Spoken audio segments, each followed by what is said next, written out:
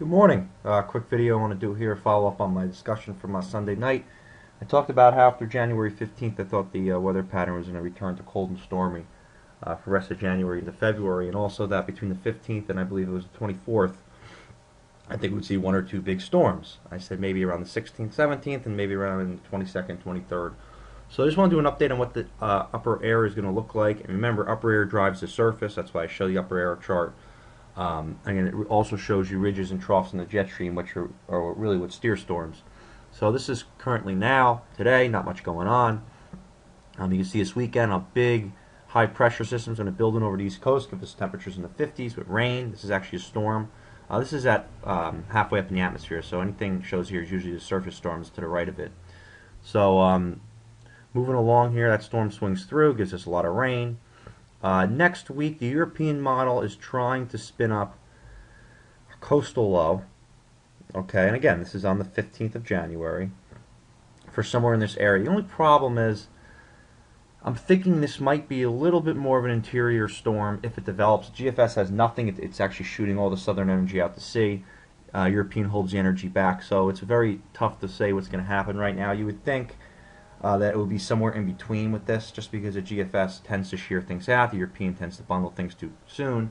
So, maybe it would be in between, which could help our area out. But there's no really, I'm not really seeing a 50-50 low here. Basically what that means is most big snowstorms where you get snow, you see a negative, or you'll see a blue and a purple up in this area ahead of the storm. We really don't have that, so I'm not too confident in this, but it's something worth watching. What I am confident in is passing through this period, we get more towards the 19th. This is a very favorable setup here. I mean, you have a huge ridge pumping up over the west coast, big ridge. You have cross-polar flow coming in from Siberia, basically, feeding the polar vortex, which is right here again, down into the United States again. It looks like it wants to develop an active southern stream, as you can see by this little circle here.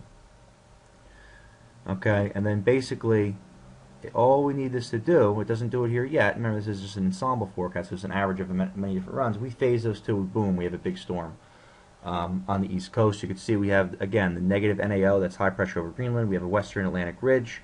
I think, hopefully a little low pressure system will develop over Newfoundland right here, and we'd be in play here. Also want to show you, it's good to see the negative NAL go from negative, which is when there's high pressure, to positive when there's lower pressure over Greenland. Usually our best storms happen in that transition phase. So we'll see what happens. Again, surface map, here's a GFS. This is a rainstorm for this weekend. And then I'll show you it's giving us nothing for Tuesday and Wednesday, where the European is actually trying to spin up some sort of a coastal storm, as you can see right here. In this current state, if you took this model verbatim, that would mean some snow for northwestern Jersey, but right now we have to wait and see on that. I'm not ready to make a call on that because, again, I don't know if everything looks that favorable for our area to get snow.